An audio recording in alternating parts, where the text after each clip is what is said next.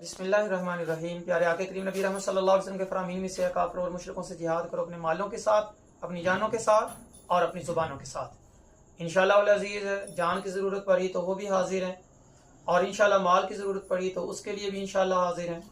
اور جو دور حاضر میں اور دور اب موجودہ وقت کے اندر جس کی زیادہ ضرورت ہے وہ ہے پروپیگنڈا جو کیا جا رہا ہے، تو ہم نے زبان کے ذریعے اس کا رد کرنا ہے، اور ساتھ ہی ساتھ ہم نے تحریر کے ذریعے اس چیز کا رد کرنا ہے۔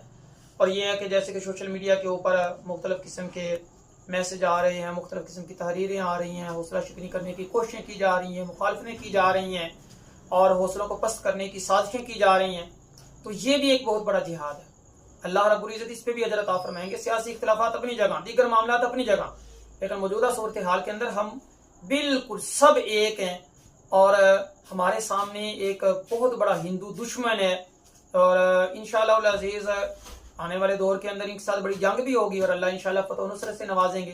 لیکن فی الوقت ہم نے جہاد کرنا ہے، سوشل میڈیا پہ بھی اپنی فوج کا حوصلہ بڑھانا ہے، اور کافروں کو نفسیاتی طور پہ ہم نے ناکام کرنا ہے۔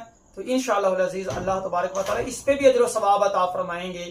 اللہ تبارک و تعالی اگرچہ وہ اجر و ثواب جو سرحدوں پہ کھڑے ہونے کا ہے وہ تو نہیں، لیکن بہرحال اللہ تبارک و تعالی ضرور اس ثواب کے اندر ہمیں شریک کریں گے، اور یہ بھی جہاد کا ایک شعبہ ہے۔ اللہ تعالیٰ سے دعا اللہ عمل کی توفیق عطا فرمائے۔